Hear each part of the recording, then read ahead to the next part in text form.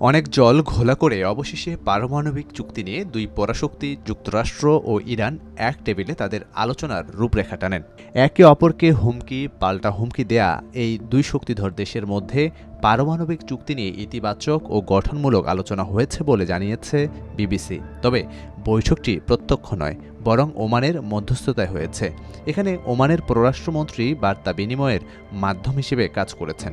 2018 সালের পর এটিই ছিল দুই দেশের মধ্যে সর্বোচ্চ পর্যায়ের বৈঠক। এর মধ্য দিয়ে ওমানের রাজধানী মাস্কটে ইরান যুক্তরাষ্ট্র আলোচনার প্রথম পর্ব শেষ করেছে।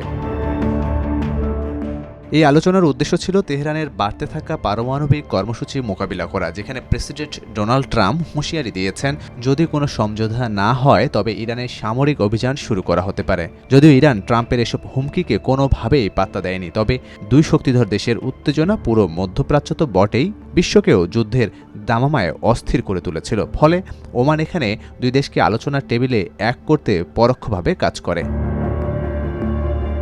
উভয় দেশই এই বৈঠককে গঠনমূলক বলে অভিহিত করেছে এবং নিশ্চিত করেছে যে পরবর্তী সপ্তাহে দ্বিতীয় দফার আলোচনা অনুষ্ঠিত হবে। যুক্তরাষ্ট্রের পক্ষ থেকে সরাসরি যোগাযোগকে একটি সম্ভাব্য চুক্তির জন্য গুরুত্বপূর্ণ পদক্ষেপ হিসেবে বিবেচনা করা হয়েছে।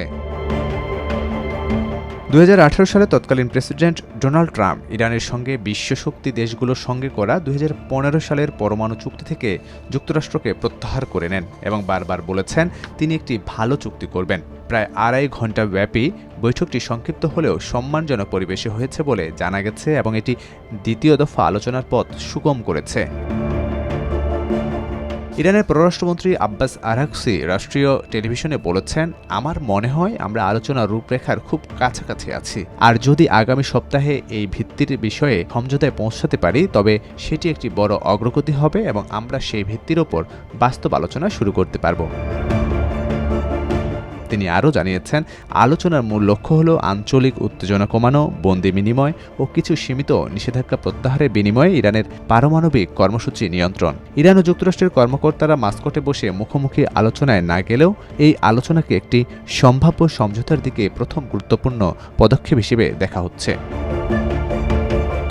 যদিও যুক্তরাষ্ট্রের পক্ষ থেকে সরাসরি আলোচনার কথা বলা হয়েছিল, তবে শেষ পর্যন্ত ইরানি পররাষ্ট্রমন্ত্রী আব্বাস আরাঘচি এবং যুক্তরাষ্ট্রের প্রতিনিধি স্টিভ উইটকফ কিছু সময়ের জন্য আল বুসাইদির উপস্থিতিতে সরাসরি কথা বলেন, যা পুরোপুরি সরাসরি আলোচনা না হলেও একটি ছোট কিন্তু তাৎপর্যপূর্ণ অগ্রগতি হিসেবে বিবেচিত হচ্ছে।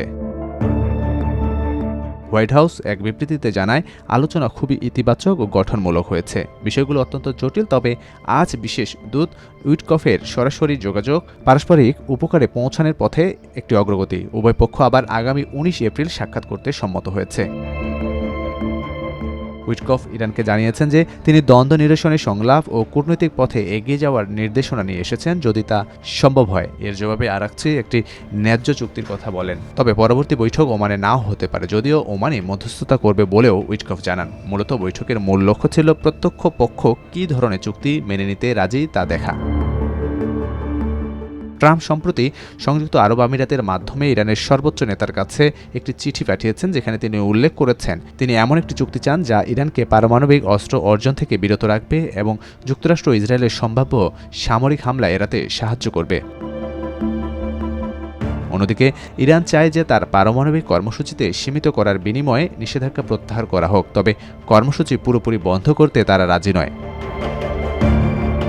নাম প্রকাশে অনিচ্ছুক ওমানের এক সূত্র বার্তা সংস্থা রয়টার্সকে জানান, আলোচনার লক্ষ্য হবে আঞ্চলিক উত্তেজনা কমানো এবং বন্দি বিনিময় নিশ্চিত করা।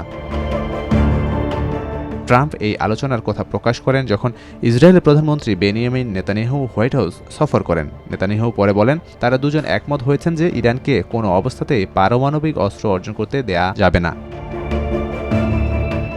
ইসরায়েল প্রধানমন্ত্রী বেনিয়ামিন নেতানিয়াহু লিবিয়া ইসরায়েল চুক্তির আহ্বান জানিয়েছেন, যা 2003 সালে উত্তর আফ্রিকা দেশটি পশ্চিমা শক্তির সঙ্গে একটি চুক্তিতে তাদের সম্পূর্ণ অস্ত্র কর্মসূচি বিলুপ্ত করার সিদ্ধান্ত নিয়েছিল। তবে ইরানের জন্য এমন কোনো প্রস্তাব পুরোপুরি অগ্রহণযোগ্য। ইরান জোর দিয়ে বলেছে তাদের পারমাণবিক কর্মসূচি সম্পূর্ণভাবে শান্তিপূর্ণ এবং তারা কখনও পারমাণবিক অস্ত্র তৈরি বা অর্জনের চেষ্টা করবে না। ইরানি কর্মকর্তারা স্পষ্ট করেছেন যে আলোচনাগুলো কেবলমাত্র পারমাণবিক কর্মসূচির ওপর কেন্দ্রীভূত থাকবে। তাদের সামগ্রিক প্রতিরক্ষা সক্ষমতা যেমন ব্যালিস্টিক ক্ষেপণাস্ত্র কর্মসূচি এই আলোচনার আওতায় আসবে না।